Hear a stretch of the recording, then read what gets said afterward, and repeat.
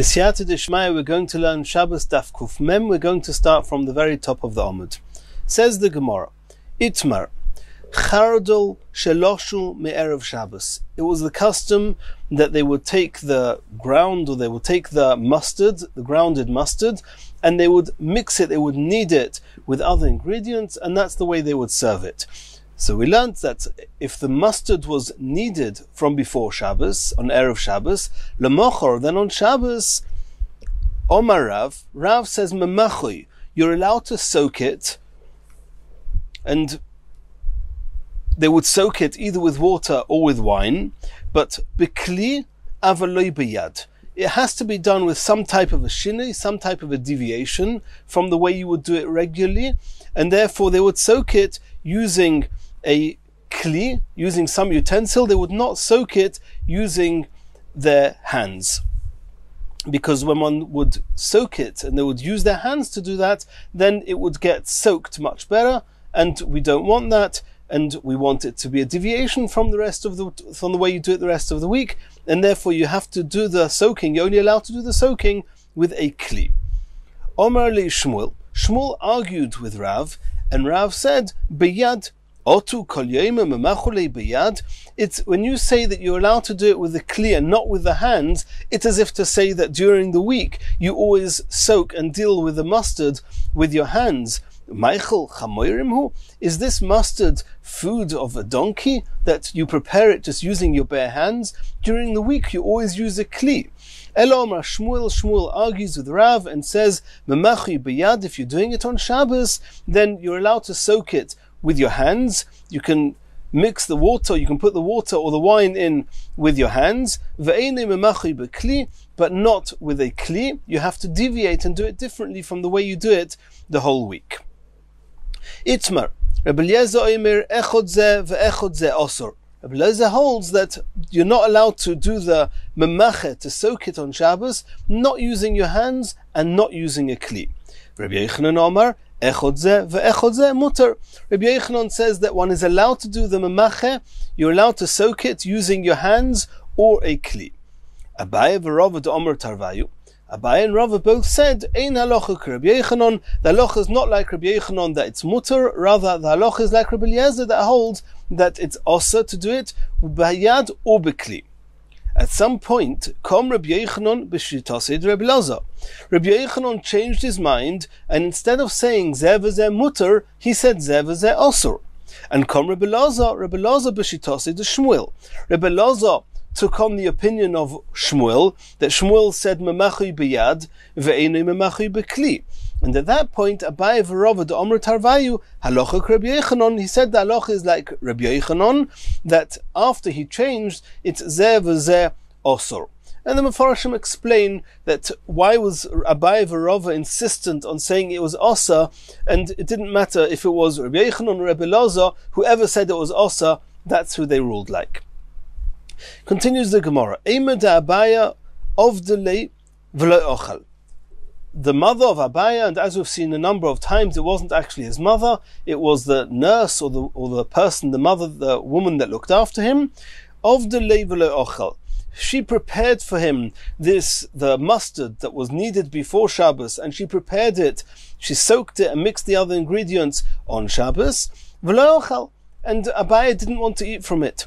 The bisu Zeira of delay, l'Rav Chia bar Ashi v'loy ochil. And we've had this once before in Masechas Shabbos, and we saw Rabbeinu Nissim Goen on Daf Kuftes Amud Aleph explained that what happened was that this woman was married to somebody called Zeiri. When Zeiri passed away, then she married a Talmud of Zeiri called Rav Chia bar Ashi.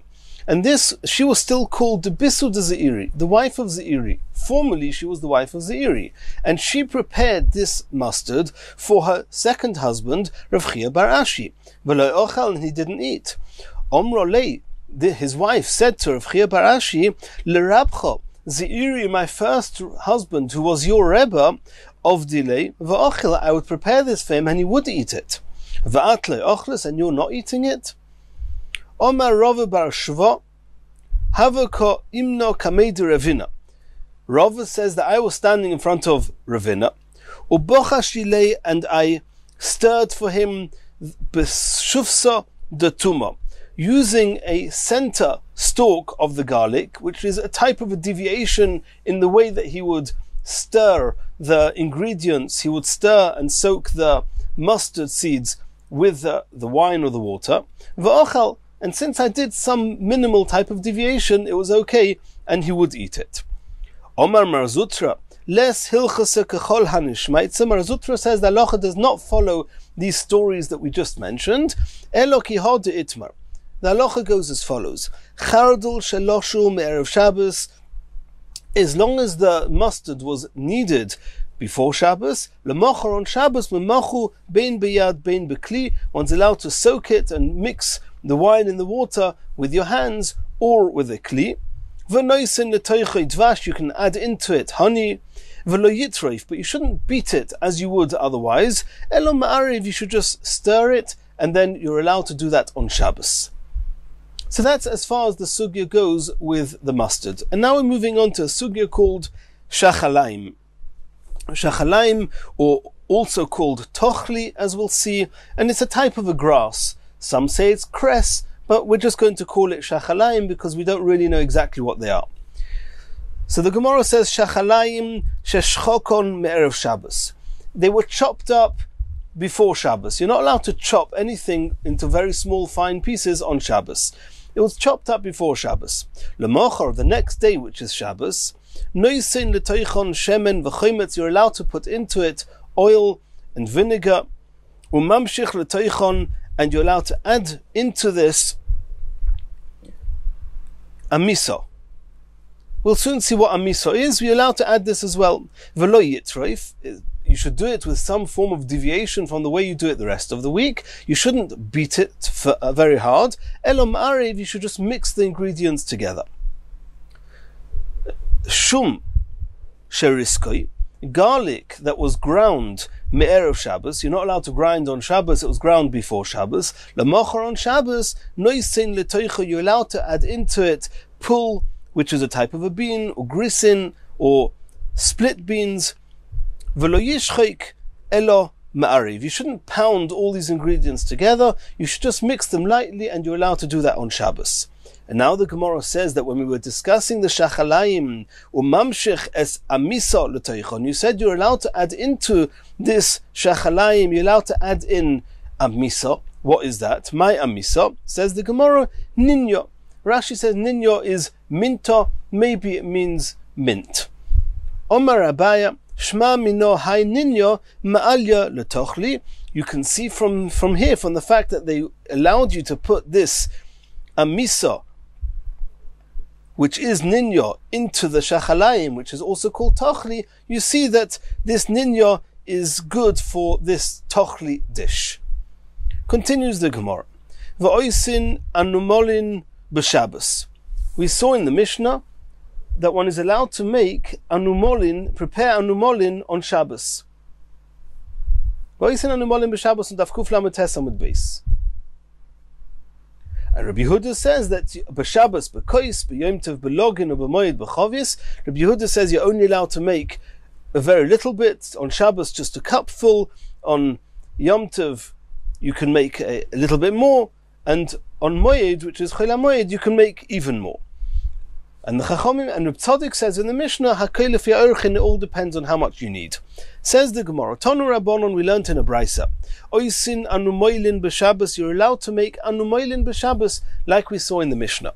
Ve'ein oisin aluntis. However, aluntis, you're not allowed to do on Shabbos, and aluntis was often not made just purely as a drink. It was made in order to cool a person down after him becoming very hot in the bathhouse. And they're similar to refuah for curing, and to do things for refuah, you're not allowed to make refuah on Shabbos. Any medicine you're not allowed to make. We've seen a number of times the Chachamim made a gezerah that if you're going to allow a person to prepare something that's used as a cure, he may come to grind the ingredients that typical medication needs, and that's seriously also on Shabbos. So this aluntis, which is drunk for refuah, you're not allowed to prepare it on Shabbos. Ve'ezuhi anumoilin. What is this anumoilin that you are allowed to make on Shabbos? Ve'ezuhi aluntis. And what is aluntis that you're not allowed to do on Shabbos? So the Brisa explains, anumoilin is yayin, wine, or dvash with honey, or pilpulin and pepper. Aluntis, what is aluntis? Yayin yoshon, which is an aged wine, umayim tzlulin, and mixed with clear water, va'afarasumoin, and some type of an oil called afarasumoin, de'ovdi lebei masuta lemeikar. They would prepare it for the bathhouse, lemeikar, to cool a person down when coming out of a very hot bathhouse. Omar of Yosef, zimna choda, one time, olis bosor marukva lebei boni. I went into the bathhouse behind or after marukva. Kinofki, when I came out, asoi, he brought me ashkion to drink, chamra, wine, chad kosa, 1 cup, v'choshi, and I felt the cooling effect of it, mi binsa deroshi, from the hair on my head, v'ad tufra dekari, all the way down to the toenails of my feet, to the nails of my feet. V'yashakion kosa achrina, and had I drunk another cup of this, havoi mistafina, I was nervous, I was afraid, I would have been afraid, dilma menakuli mizchusa, maybe they're going to deduct from my merits the alma da'asi in the world to come, because it would have had such a cooling effect, it would have actually been dangerous, and to survive that I would have needed a type of a miracle, and when a person has a miracle done for them, then it can take away from his merit, as we've seen in Masechas Shabbos. V'homar ukva, Deshosi kol yoima. The Gemara asks, why are you saying that it was dangerous to have a second cup of wine? Mar ukva, he would drink every single day a cup of this aluntis, and it didn't seem to harm him. Says the Gemara, Shani mar ukva, Dudoshbe, mar ukva was different because he was accustomed to it, and therefore it did not harm him. Continues the next Mishnah. Ein sheirin es achiltis, one is not allowed to soak the chiltis, but poishrin in warm water. And also this chiltis that was typically soaked in warm water, they would drink it for a refuah, to help them as some type of a cure. Aval noisen l'toicha choimetz, you're allowed to put this chiltis into some vinegar and then dip your bread into this chiltis, which is soaked in vinegar, and that way, whatever effects you'll have, whatever therapeutic effects it will have, it's okay because that's a normal way of eating it. But to soak it in this warm water, which was done for refuah, you're not allowed to do that on Shabbos. Another halacha, ve'ein shoylin es hakarshinim, the karshinin, the way that they would separate the good part, the oichel, from the psoiles, from the chaff, or whatever else they didn't want together with the karshinin, they would soak it, they would fill it up with water, a bowl with these karshinin would fill with water, and then it would cause some part, either the good part or the bad part, it would cause it to float, and that way what you're doing, you're actually separating the oichel from the psoiles using the water. You're not allowed to do that on Shabbos because boirer is also on Shabbos. V'lo yishofin oison, you're not allowed to rub these creation and that way separate the food part from the chaff part, which is also boirer, it's a type of separation. You're not allowed to do that on Shabbos. Aval noisen l'toicha kavora, you're allowed to just store them in a sieve or in a basket that has some holes at the bottom, even though inevitably some of it will get sorted and some of the bits will fall out, but since it doesn't have to happen, it's obviously not inevitable, it just could happen, and therefore, and you don't need it to happen, you don't want it to happen, you don't intend it to happen, and therefore it's mutter. Continues the Mishnah, Ein koivrin es hateven b'kavara, you're not allowed to sift the straw with a sieve, v'lo yitnenu al gabe mokim gavoya, and you're not allowed to sift it on Shabbos, and if you have some of the straw in a sieve, you're not allowed to place it in a high place on Shabbos, b'shil shayirid hamoitz, in order that the chaff should fall down, or the wind will blow over it and cause the chaff to fall down.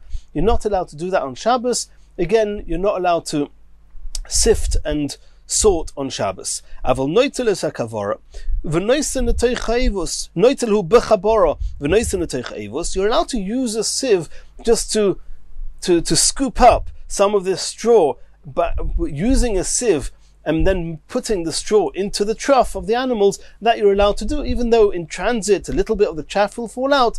It doesn't have to happen, you don't need it to happen, you don't want it to happen, and therefore you're allowed to transport the straw using a sieve.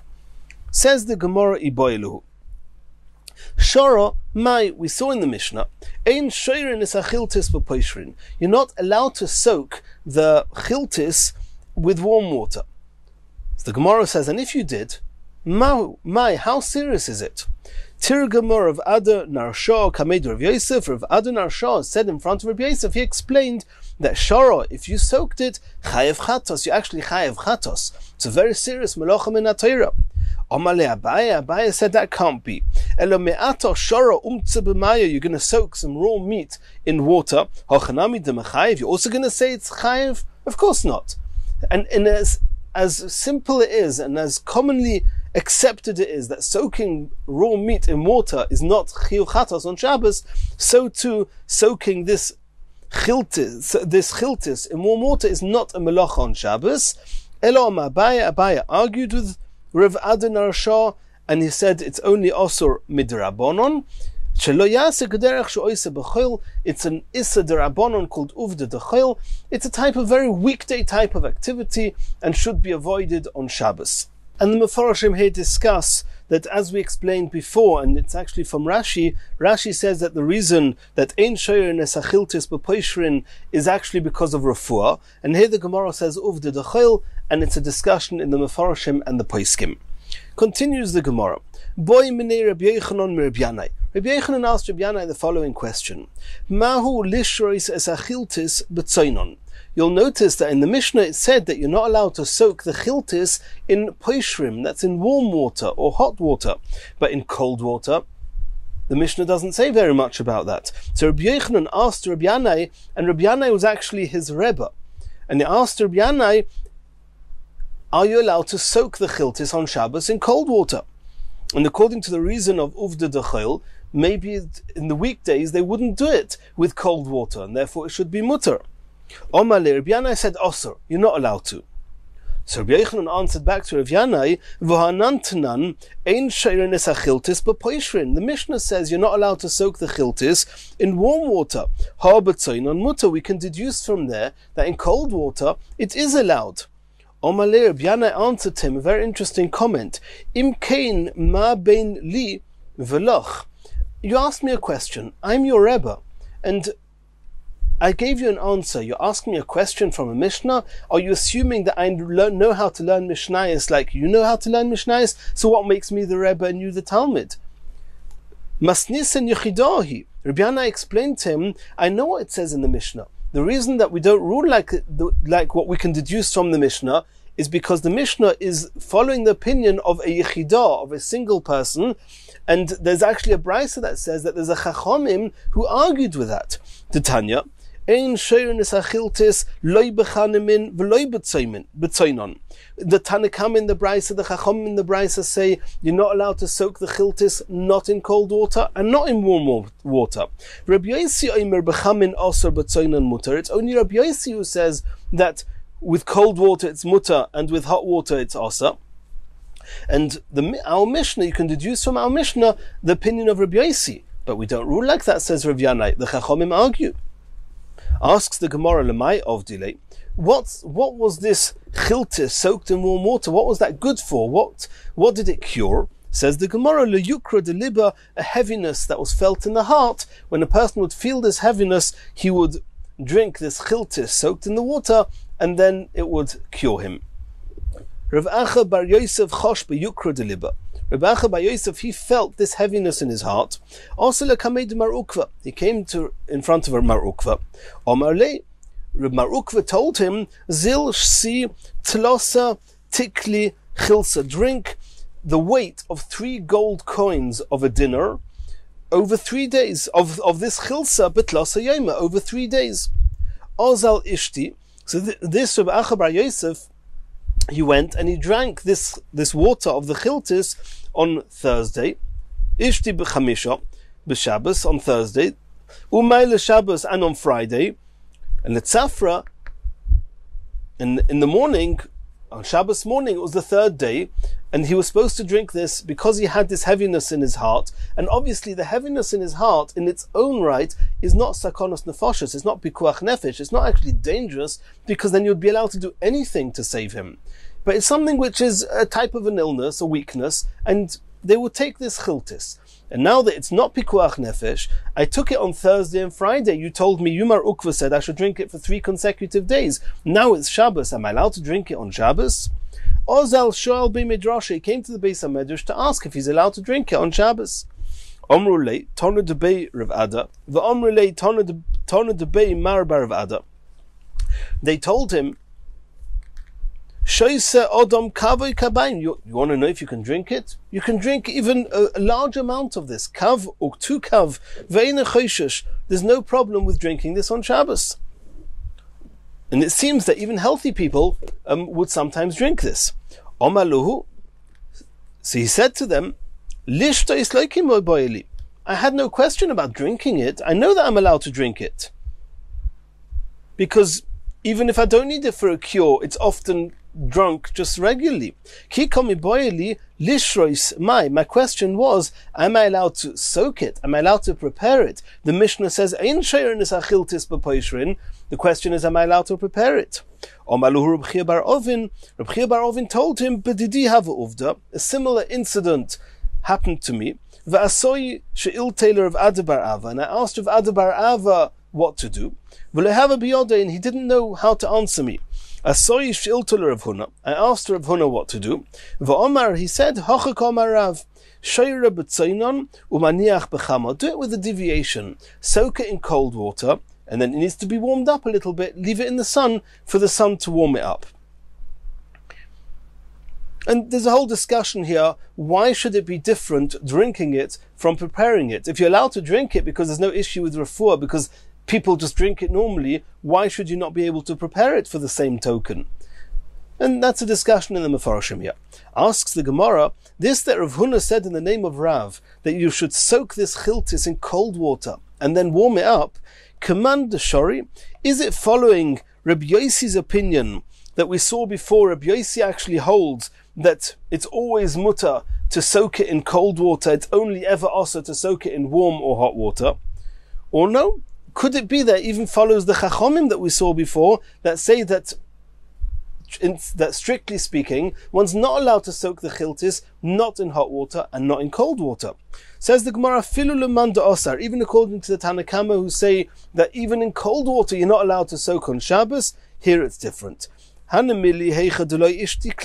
Somebody who hadn't started taking this chiltis at all, for him, he's not in danger. Don't soak it on Shabbos, even in cold water. Aval hacha, in this case, given the ishti, since he's already drunk this, chamisha umayle shabsa, on Thursday and Friday, iloi shosi b'Shabbos, if he's going to stop in the middle, he's going to have some reaction, and mistaken, it could actually be dangerous, and therefore, for him, he's allowed to do whatever it takes. Obviously, if you can do it with cold water and then just warm it up in the sun, it's better. Do as less. The more you can deviate, the better. But obviously, because it's dangerous, if you cannot do it in cold water, of course you can soak it in warm or hot water and do what it takes to stay safe. Continues the Gemara. Mistamech v'ozil Rav Acha Bar Yosef. Rav Acha Bar Yosef was an elderly person, was leaning and was walking a kisvei Rav Nachman Bar Yitzchak, on the shoulders of Rav Nachman Bar Yitzchak Bar Ochsei, who was his nephew, the son of his sister. Omar Lei. So Rav Acha Bar Yosef said to his nephew, Rav Nachman Bar Yitzchak, Ki motinon lebeir Rav Safra, when we reach the home of Rav Safra, Ailina, I'm an old person, help me to go up into Rav Safra's house. I've got something to ask him. Ki motu, when they arrived at Rav Safra's home, Aile, then Rav Nachman Bar Yitzchak helped Rav Acha Bar Yosef go up into Rav Safra, and it seems that Rav Nachman Bar Yitzchak didn't go in with him. We'll soon see how I know that. Boy minei, Rav Acha Bar Yosef, he asked Rav Safra the following question: Mahu lechischusei kisnisa b'shabsa? What's the halacha? Is one allowed to rub a freshly laundered linen shirt on Shabbos? And there are 2 advantages of doing this. Number one, when a linen shirt is laundered, is cleaned, it gets stiffened a little bit, and it's not so comfortable to wear. And in order to be comfortable, they would rub it to soften it. And also, when they would whiten it, when they would clean it, then when they would rub it afterwards, it would help the whitening effect. It would look shinier and cleaner. The question is, are you allowed to do this on Shabbos? And the question goes as follows. Lirakuche kisna kamechavin, is his intention just to soften the linen shirt, v'shaper domi, and its mutter, there's nothing wrong with that. Or dilma, no, maybe his intention is lo iludei chivra kamechavin, in order to help the whitening process, the cleaning process, and that's called melabin. You're not allowed to do that on Shabbos. V'osir. Or Malay, so Rav Safra told Rav Acher bar Yosef, lirkuchei kamechavin, a person intends just to soften it, v'shaper domi, and it's mutter to do that on Shabbos. Kinofik, when Rav Acher bar Yosef came out, Omar lei, Rav Nachman bar Yitzchak asked Rav Acher, my boy Amar minei, I wasn't in there with you. What did you ask Rav Safra? Omar lei said to him, boy minei, ma'ule sichsuchei kisnesa b'shabsa. Am I allowed to soften, am I allowed to rub a freshly laundered linen shirt on Shabbos? V'omar li shaper domi, Rav Safra told me it was okay. V'tiboy lei lemar, Rav Nachman bar Yitzchak said to his uncle Rav Acher bar Yosef, why did you not ask Rav Safra sudra, whether one is allowed to rub and soften a linen kerchief? Sudra leikami boili. Sudra, I didn't ask him. Why? The boy Amir Rav Huna, I once asked Rav Huna whether you're allowed to rub and soften a kerchief, uposhitli, and he told me that the halacha is that it's also you're not allowed to. So you asked him, why could you not understand on your own that if Rav Huna told you that you're not allowed to rub a kerchief, why didn't you not learn from there that kisnisa, linen shirt, you're also not allowed to rub? Omar lei, so Rav Acher bar Yosef told Rav Nachman bar Yitzchak, no. Hasam merza ki eiludei chivra. In the case of the linen kerchief, a person is much more particular to make sure that it looks clean and shiny, and therefore I can understand that Rav Huna said you're not allowed to do that because your intention is to complete or continue the whitening process, and that's also on Shabbos. But in the case of a typical linen shirt, a person is not so makbid, and it doesn't look like he's intending or wanting to whiten the garment, the shirt, and therefore I thought maybe it will be mutter. Therefore I asked Rav Safra, and Rav Safra indeed said it was mutter. Continues the Gemara, Omer of Chizda. Hai kisnisa, this linen shirt, Mashalfu ledido mikanya shori. Today we have a concept called hangers. We would hang up a shirt in order for it to dry. Back in the days, they were not so sophisticated. They would just take any old wooden piece of wooden stick and put it through the sleeves and just hang it up that way. And then when they were finished with it, they would just pull out the rod and put it into the fireplace and burn it. So if you've got one of these shirts that are hanging up on this rod, on this kanya on Shabbos, since the rod itself is muktzah, you should avoid moving the rod directly. So you should pull the shirt, mashalfu lidido, you should remove the shirt from the rod, and that's muta. Kanya mimeno osur, but you should not remove the rod from the shirt because it's muktzah, since it's slated for firewood, and therefore you're not allowed to move it, and you should not move it directly. Omar Rava, v'im kli kiyu'ihu, if this rod is not just a typical piece of wood that would have been used for firewood, rather it's one of the weaver's rods, then mutter. You're allowed to even remove the rod from the shirt. You don't have to remove the shirt from the rod. And Rashi says on Daf Kuf Yud Gimel Amud Aleph that this rod is actually a kli shemelachto leheter, and therefore there's no muktzah whatsoever. Toysos on Daf Kuf Chof Beis Amud Beis says it's a kli shemelachto leisa, and then we have to understand what's going on here. But either way, Rava says that if it's one of these kli kiyui, where it's not just a rod which is muktzah machmas gufoi, a much more stringent type of muktzah, you're not allowed to move it at all.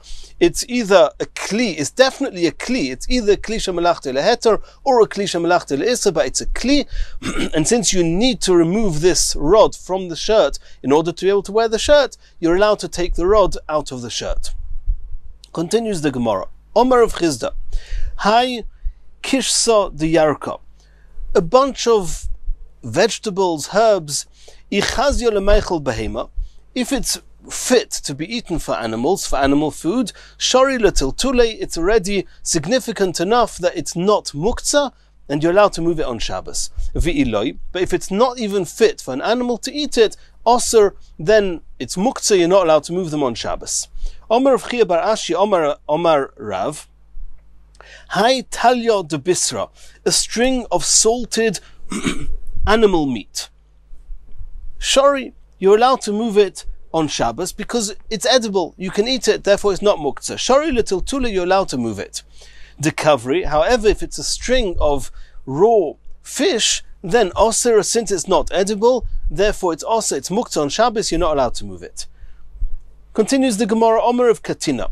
Ha'omed be'emtza mita, if a person stands in the middle of a bed or between the beds that a husband and wife typically would share, ki'ilu omed bekreisa shel isha, it's as if you're standing on or by the stomach of a woman, and Rashi explains that doing that could cause a person to have inappropriate thoughts, and therefore it should be avoided. V'lav milsi, the Gemara says that it's not a problem, and the Sforim do bring that one should avoid looking or seeing a bed which typically a husband and wife would sleep on, and the question is if these words v'lav milsahi, exactly what did all the versions of the Gemara have it, and even if they did have it, it could be that it's not a halachic issue or it's not such a serious issue, but it is an issue that the Sforim speak about.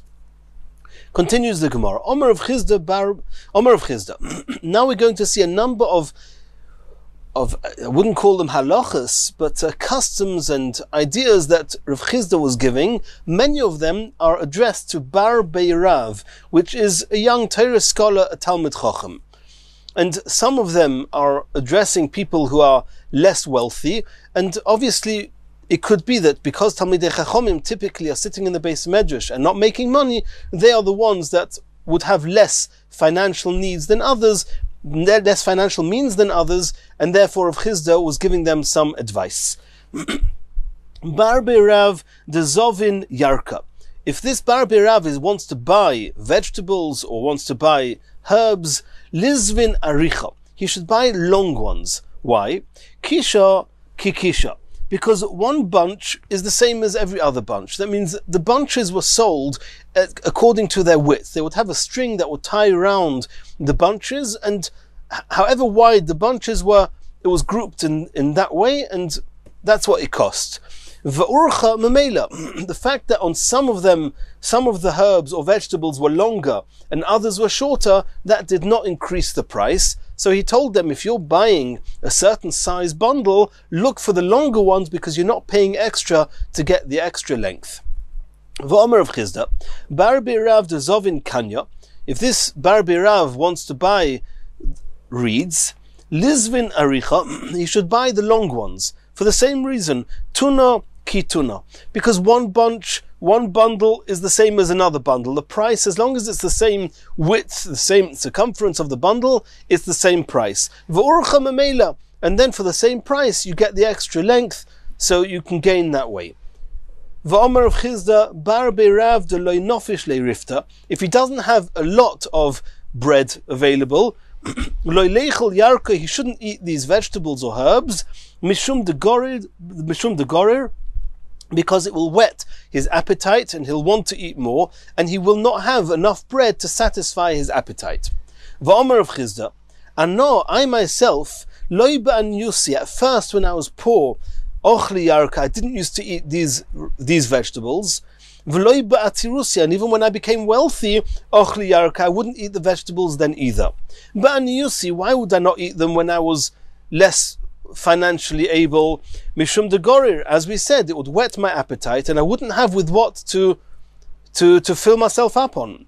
But at Tirusi, when I was more wealthy, I also didn't eat it, even though I could afford to eat as much as I wanted. I said to myself, instead of filling up my stomach with this yerek, leil bisra v'kavra, I may as well fill it up with meat and fish. V'omar of Chizda, Bar Birav, this Talmud Chacham, if he doesn't have an ample amount, a large amount, enough to be satisfied on of bread, he shouldn't just eat a little bit, nash on a little bit of bread, which will not satisfy him, and then a few hours later he gets a bit more bread, he'll eat a bit more. He shouldn't do that. He should wait until he has a sizable amount, and then have a proper meal that will satisfy him. V'omer of Chizda, Bar Beirav deloy nefisha le'rifta, a Talmud Chacham who doesn't have a lot of bread available, loy livtza, he shouldn't be the one to volunteer, or he shouldn't accept the job of being the one to make the bracha, to be moitzi everyone, and to be the one to divide the bread for everyone. Maitama deloy ovid ba'ayin yofa, since he himself is lacking somewhat, it will be hard for him to generously distribute the bread, and therefore he shouldn't be the one to divide the bread between all the people who are sharing the meal. V'omer of Chizda, Ano meikora, I myself at first when I was poor, loy havoy botzano, I wouldn't go and start, I wouldn't divide a piece of bread, I wouldn't start a meal until I would cast my hand, until I would check and examine the whole mona, the whole basket, just to make sure there was enough there to satisfy me, and then I would sit down and have a meal.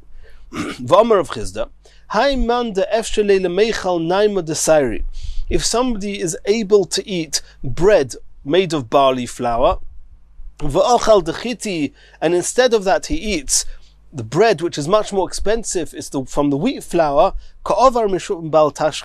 then he's transgressed bal tashchis. The Torah says you're not allowed to waste, you're not allowed to destroy and demolish. So the Torah itself is talking about an eitz pri, a fruit tree. An extension to that is that you shouldn't waste.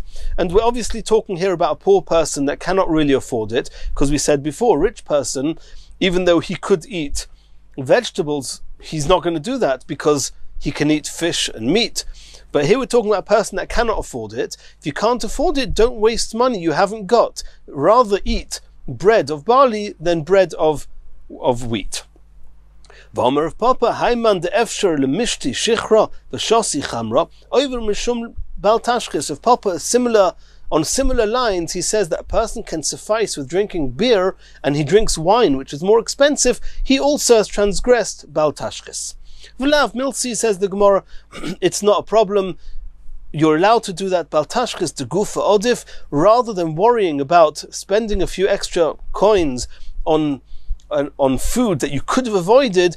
You should view it as if you've invested in not wasting away your body, bal tashchis de gufa odif. And therefore, since it's better for the body to drink wine, it's better for a person to have flour of wheat than of barley, therefore that's what he should do. Continues the Gemara of Omer of Chizda, Bar Beirav de Lesle Moshcha. This Talmud Chacham, he doesn't have oil available, and they used to, before they would wash mayim achronim, they would clean their hands with oil to remove any, whatever the dirt they had on their hands. Nimshi b'mayo de charitzi, should wash his hands with the stagnant water that collects in the pits, and there's green on it, and very much got an oily type of texture. So you could use that stagnant water in order to clean your hands before doing mayim achronim. V'omer of Chizda, Bar Beirav de Zovin Umtza. If this Talmud Chacham is buying meat, and he cannot afford to buy lots of expensive meat, then Lizvin Unka, he should buy the neck of the animal. The Isle Tlosa Mina Bisra. It has the taste, the neck is made up of 3 different types of textures and tastes, and therefore instead of buying different types of meats that he can't afford, buy the neck. It has soft meat, it has harder meat, it has the sinews, the giddin, and then that way you'll have the taste of the different types of meat without having to buy all those types of meat. V'omer of Chizda, Bar Beirav de Zovin Kitunisa.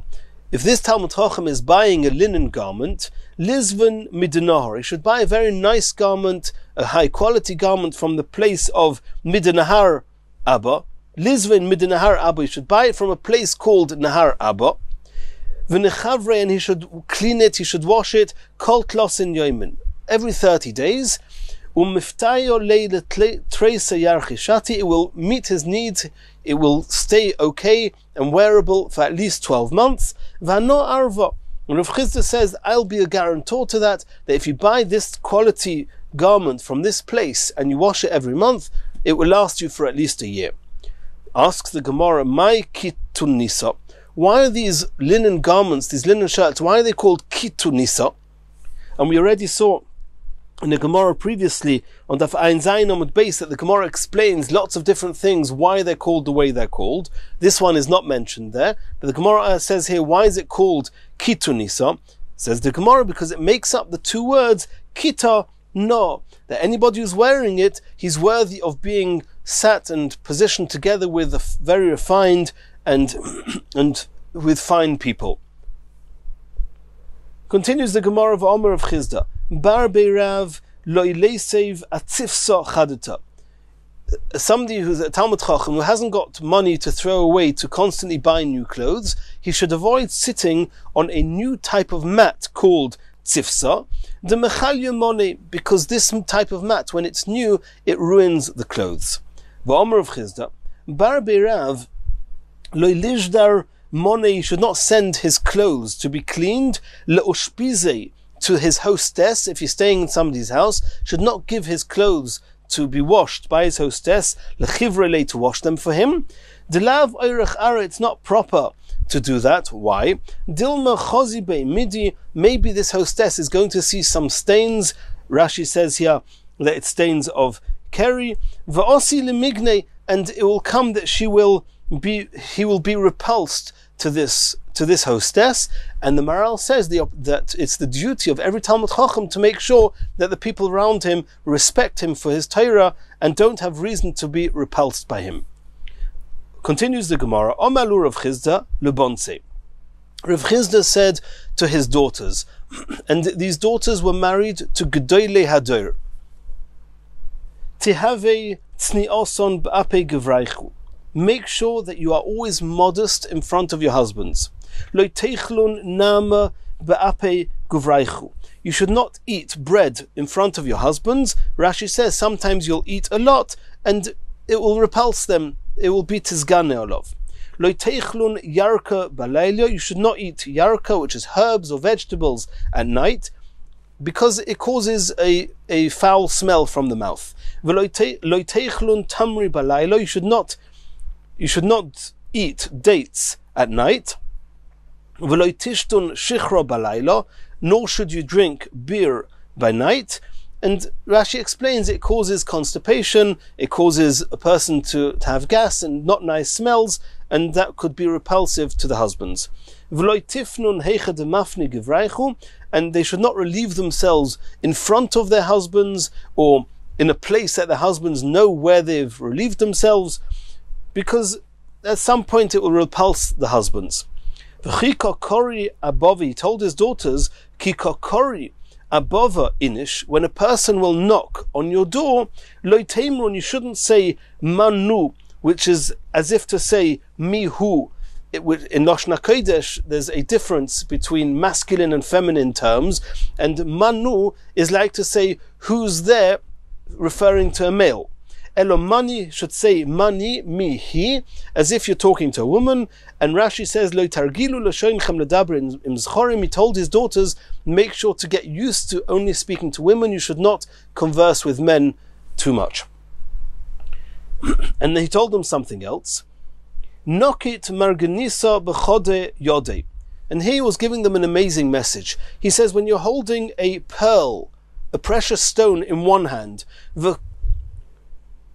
and a vazara b'chode yode, and a very invaluable stone in the other hand, then marganisa achvele, then if you would show your husband, you can show your husband the precious stone, show him the pearl. V'kura, or as we said, v'zura loy achvele, but you should not show them. That means the second hand, keep it closed, not to show him what's in it. Until they're going to get very tormented in curiosity. What have you got in your hand? And then show it to him. And Rabbeinu Hananel says that the very fact that he was yearning and wanting to see what was in the other hand means that even though you're going to show it to him and it's not going to be as valuable as what was exposed to him first, the fact that he cherished to see what was in his hand, that is going to make whatever you had in there, that less valuable stone, is going to make it dear in his eyes.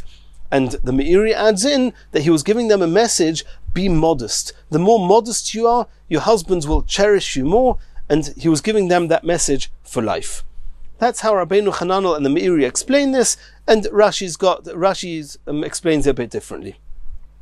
Continues the Gemara.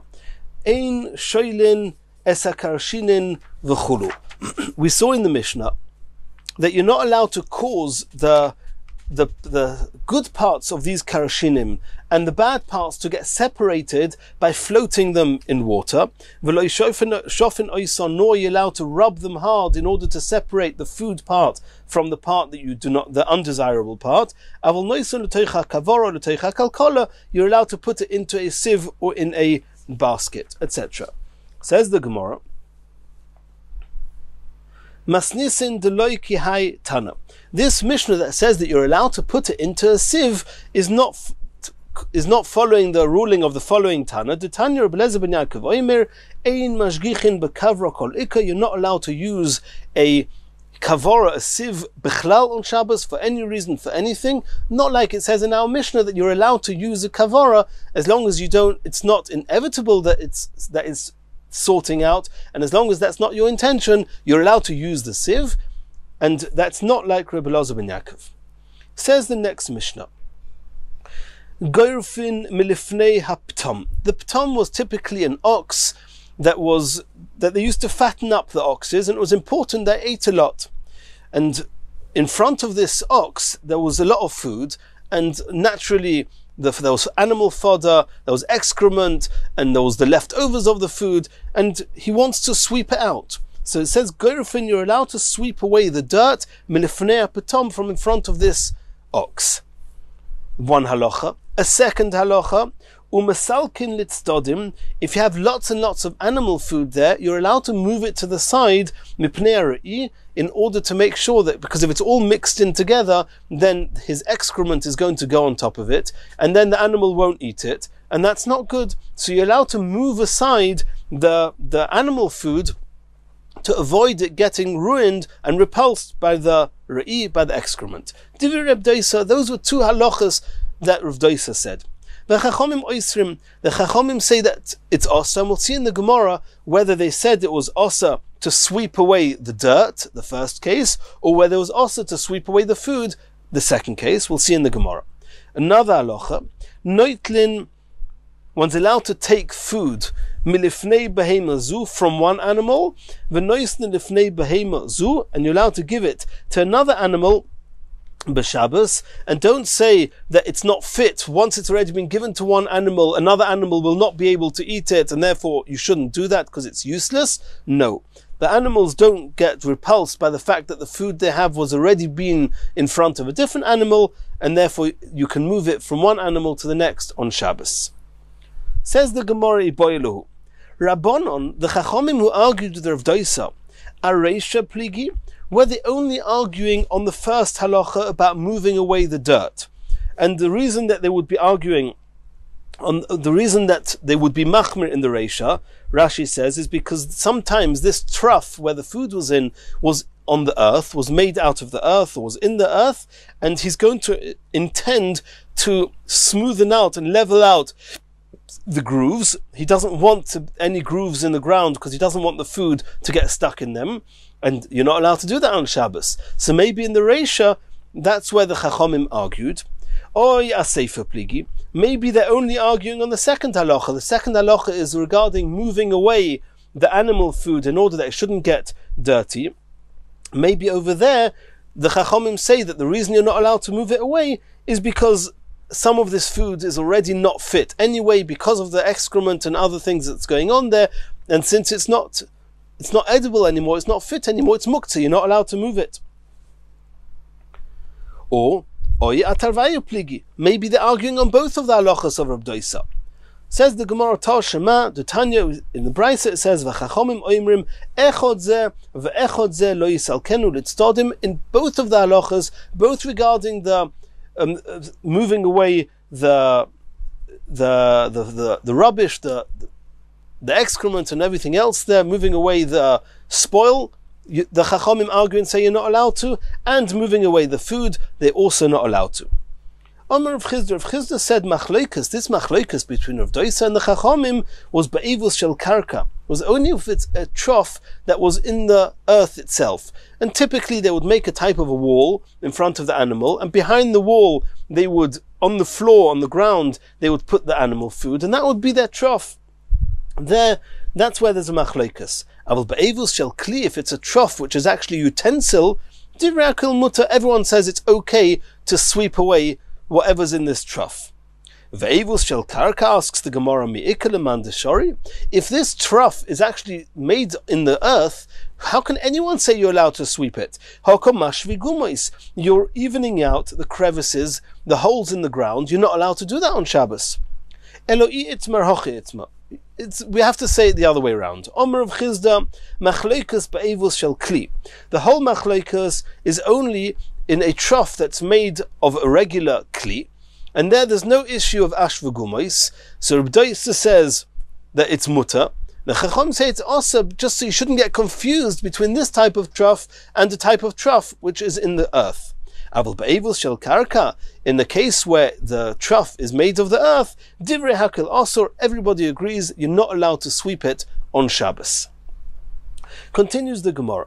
V'noitlin milifnei behema. We saw in the Mishnah, you're allowed to take animal food that was in front of one animal, you're allowed to take it to another animal on Shabbos. We have now two brises, and we have to try and understand how they do not contradict each other. In one brise it said, Noitlin milifnei behemo shepiha yofa. You're allowed to take food from an animal who's got a fine mouth, v'noisnin lifnei behemo shepiha ra, and you're allowed to give it to an animal who has a poor mouth. With Tanya Idoch, in another brisa it says the opposite. Noitlin milifnei behemo shepiha ra. You're allowed to take the food from an animal who's got a poor mouth, v'noisnin lifnei behemo shepiha yofa, and you're allowed to give it to an animal who's got a fine mouth. Omar Abaya says, I'll make sense of this. Idi v'idi, both brises agree with the same halacha. What's the halacha? Mikame chamra, you're allowed to take food from in front of a donkey, lekame tura, and put v'shaklinon, and put it in front of an ox, a cow. Mikame tura, but food that was in front of an ox or a cow, lekame chamra, lo shaklinon, you're not allowed to move it to and put it in front of a donkey. That means that's a halacha that both brises agree to. And it just depends, is the donkey called a fine mouth, or is the donkey called a poor mouth? In one brise it calls the donkey a fine mouth and the ox a poor mouth. In another brise it calls the donkey a poor mouth and the ox a fine mouth. And why is that? Says the Gemara. The first brisa, diktani noitel milifnei behema shepia yofer, taking from a donkey, you're allowed to take it from the donkey and put it in front of the ox. In that brisa, it calls the donkey a fine mouth. Why? Bechamoir delesle riri. A chamoir doesn't typically dribble and nothing comes out of his mouth onto the food. It doesn't repulse the food in any way. And therefore, you can then take that food and put it in front of an ox, and the ox will eat it. And in that context, the ox, the cow, is called a poor mouth. Why? Is bepara de isle riri. Typically, a cow does dribble onto the food and makes the food repulsed. V'hadik Tanya in the second brisa, that noitlin milifnei behemo shapia ra, over there it's the same halacha. You're allowed to take it from the donkey and give it to the ox. Over there, the donkey is called a poor mouth. In a different context, b'chamoir deloi doik v'ochil. A donkey does not discriminate before it eats. He'll eat anything, edible more, edible less, he'll eat it. So his mouth is called a poor mouth. You're allowed to put it in front of a cow or an ox, And there, which is the same halacha, but over there the ox and the cow are called a fine mouth, because a cow or an ox typically will discriminate. It will only eat something that it's worthy, that's clean, that's edible for it. It won't eat anything that it sees. And therefore the halacha is the same, and there's no contradiction between the two brises. In the next shir we're going to continue from here.